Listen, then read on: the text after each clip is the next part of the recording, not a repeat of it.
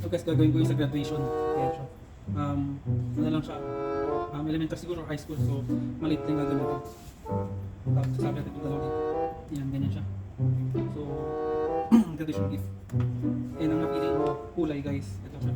Combination ng white tsaka konting dahon lang. So para sa kalaman ng lahat, ano lang ito siya. Very basic lang gagawin natin. Kunyari ganyan siya. Diba? Tapos lagyan natin yung mga nagawa ko na. Ganyan siya. Yan. Pagpatong-patong lang natin guys. Siyempre yung pinaka nasa baba niya is yung ginawa ay yung ano yung acrylic. Ito siya. Ang ganda. Ano naman dito? Tapos yung mga putol-putol ko mga ano. So nasimbola natin yan. Tapos ikulugan lang natin guys. Gano'n lang kasimple yung paggawa ng necklace na pang graduation. Yan, so nagawa ko sa isang side naman tayo. So ganyan lang kasimple guys. At napaka-basic lang talaga ng ano ng pagkakagawa. Kumaga, yes, i-design lang natin ng medyo maganda. Kasi malit lang naman siya. So pag-combine natin yan. Tapos konting dahon lang. Huwag lang yung masyado madami kasi parang hindi.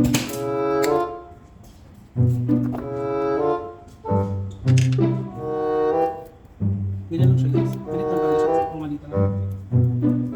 Tapos tayo lang natin siya na ganyan.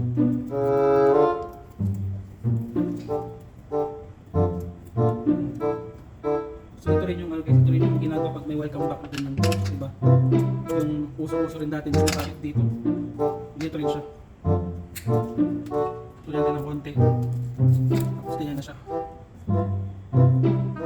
Ganyan dito. So ganun din po ganun. Kung ganun bilang dito, ganun din siya. 1, 2, 3. So 4.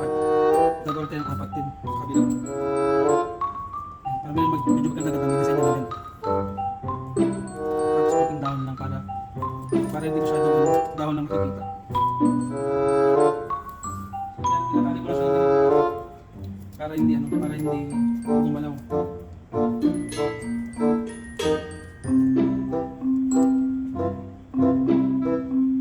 So ang bilang niya is 4 din sa kabila. At ito ay order Thursday. Kaya gagawin natin ngayon para makita natin. Para ma-ready natin. Kasi ilagay pa din natin ng kulay. Ayan siya.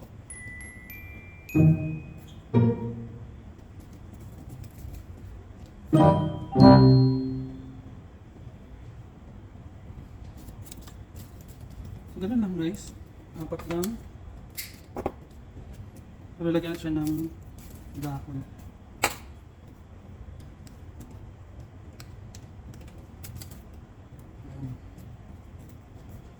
Tapos dahon na konti para hindi naman ano, para gumanda-ganda naman kahit papaano.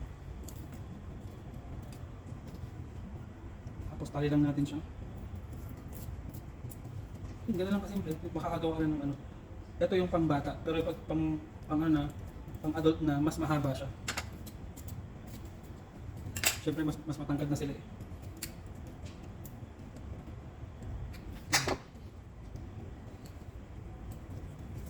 So, isa pa, last one. Another one para makompleto na. Okay na natin ang dahon.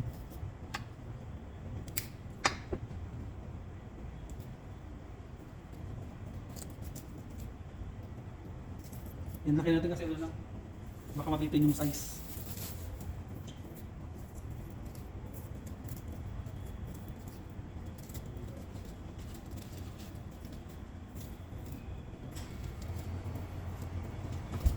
Yan.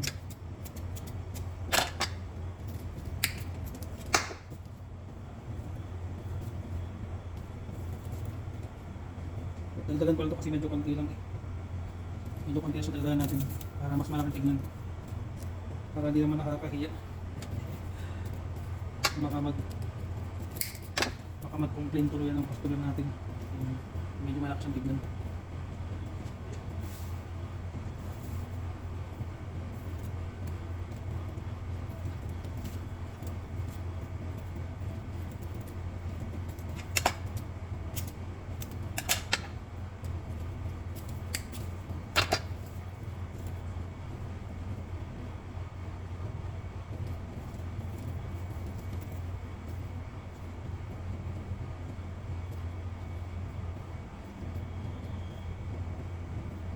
yan, idikit na natin guys para at least makita natin kung maganda pa.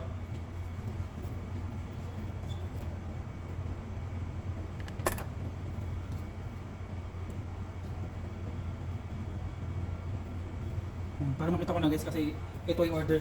So kailangan ma-ready na natin before Thursday. So Tuesday na ngayon, so meron pang 2 araw. At least diba, makita na natin kung maganda ba talaga or kailangan pa natin i-improve.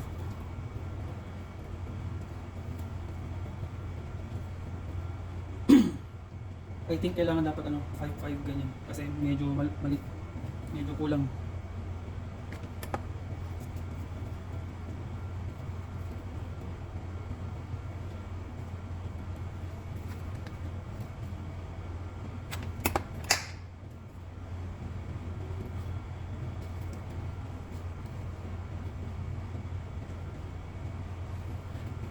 So, dapat pala 5 tsaka 5, so gagawa pa tayo ng 2.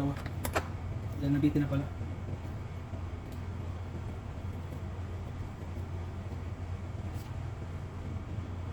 Ayan, so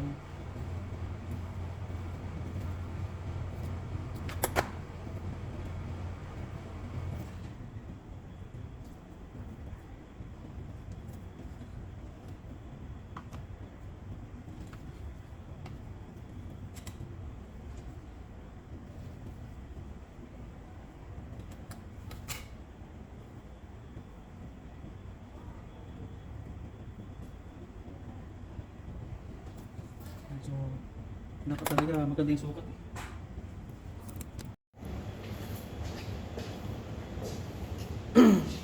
Ayan siya guys, ito yung pang 12 years old naman na pang graduation. So hindi ko po na siya nilagay kasi hindi pa sure kung ito ay dito or dito.